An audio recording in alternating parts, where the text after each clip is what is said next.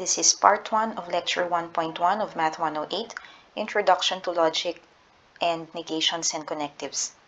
In this video, we will introduce propositions and propositional forms, which are two of the three types of statements that we will study in this part of the course. We will also look at propositions obtained using the logical operators of negation, conjunction, and disjunction.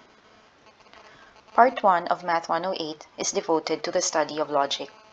Logic is the branch of mathematics which deals with patterns of abstract reasoning. In the study of logic, we shall be interested in three types of statements, which are as follows. First are propositions. A proposition is a statement that is either true or false, but not both. The state of being true or false of a proposition is called its truth value. Second are propositional forms or propositional formulas. A propositional form is an expression consisting of variables that represent unknown propositions, together with logical operators such as not, and, or, and implies. Since a propositional form involves unknown propositions, it is neither true nor false, and so it has no truth value. Instead, it has a truth table, which we shall define later. Third are predicates. A predicate is a statement that contains variables that represent unknown objects, and that becomes true or false when the variables are replaced by specific objects. A predicate is also neither true nor false, and thus has no truth value. Instead, it has a truth set, which we shall define later. The following are examples of propositions. The sentence, "The number 29 is prime," is either true or false, but not both, so this is a proposition. We know that its truth value is true. This is the mathematical sentence, "The principal square root of 16 is -4. This is either true or false, but not both, so this is a proposition. We know that its truth value is false. This is the mathematical statement, "The limit of sine x over x as x approaches 0 is 1. This is either true or false, but not both, so this is a proposition. We know from calculus that its truth value is true. The sentence, "Every even integer greater than 2 is the sum of two primes," is either true or false, but not both, so this is a proposition. Its truth value, as of the time of recording of this video, is unknown. The following sentences are not propositions. Any sentence that asks a question, gives a command, or expresses strong emotions in the form of an exclamation is not a proposition. Such sentences are neither true nor false. The mathematical sentence, "x equals 1" is not a proposition. Since x is an unspecified object, the sentence is neither true nor false. This is an example of a predicate. The sentence, "Condition P implies condition Q" is not a proposition. Since P and Q are unspecified conditions, the sentence is neither true nor false. This is an example of a propositional form. If the sentence, "This sentence is false," has a truth value, then it is simultaneously true and false. This is an example of a paradox. A propositional form has no truth value. Instead, it is a type of statement which describes the abstract logical structure of a proposition. In Math 108, we will study the different types of propositional forms and their properties, and apply these to the analysis of specific propositions. We begin with propositional forms involving negations and connectives. Let P and Q be variables representing unknown propositions. The negation of a proposition P is the proposition not P. We denote not P using a short horizontal bar as shown here. The proposition not P is true exactly when P is false, and not P is false exactly when P is true. The disjunction of P and Q is the proposition P or Q. We denote the disjunction using a V symbol as shown here. The proposition P or Q is true exactly when at least one of P and Q is true. It is false exactly when both P and Q are false. The conjunction of P and Q is the proposition P and Q. We denote the conjunction using an inverted V symbol as shown here. The proposition P and Q is true exactly when both P and Q are true. It is false exactly when at least one of P and Q is false. For example, suppose that the proposition P is the number 29 is prime, and the proposition Q is the principal square root of 16 is negative 4.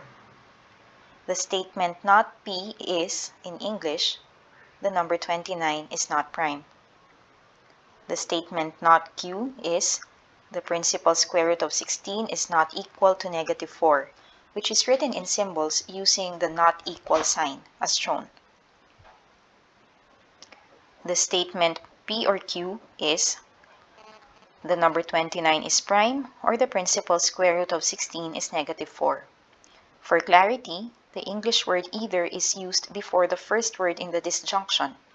Thus we write either the number 29 is prime or the principal square root of 16 is negative 4. The statement P and Q is the number 29 is prime and the principal square root of 16 is negative 4. If a propositional form involves more than two propositions, we use parentheses to signify which combinations are to be treated as a single statement. Thus, in not P or open parenthesis P and not Q, close parenthesis, the conjunction P and not Q is inside grouping symbols and thus is taken to be a single statement. We then read this as the disjunction of not P and the statement P and not Q. We write this as the number 29 is not prime, or the number 29 is prime and the principal square root of 16 is not equal to negative 4. For clarity, we add the word either before the first statement in the disjunction and a comma before the connective or. Thus we write either the number 29 is not prime, comma, or the number 29 is prime and the principal square root of 16 is not equal to negative 4. A propositional form does not have a truth value, but instead it has a truth table. The truth table of a propositional form is simply a table showing all possible combinations of truth values of the variables together with the resulting truth value of the proposition. To illustrate, let us show the truth tables of the propositional forms not P, P or Q, and P and Q. For brevity, we use the symbol T for true and F for false. A proposition P has only two possible truth values, so the truth table for not P has only two rows. By its definition, the statement not P is true exactly when P is false, and is false exactly when P is true. This is the truth table of not P. Each proposition P and Q has two possible truth values, so there are four possible combinations of truth values of P and of Q. Thus, the truth table of P or Q has four rows. By its definition, the statement P or Q is true exactly when one of P and Q is true. Hence, it is true whenever both P and Q are true, P is false and Q is true, or P is true and Q is false. It is false exactly when both P and Q are false. The truth table of P and Q also has four rows.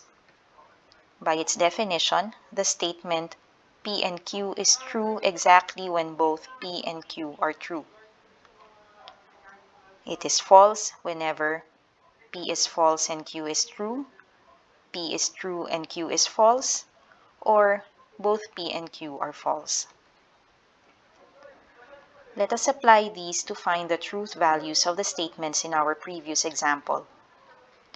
The statement, the number 29 is prime, is true, while the principal square root of 16 is -4 is false.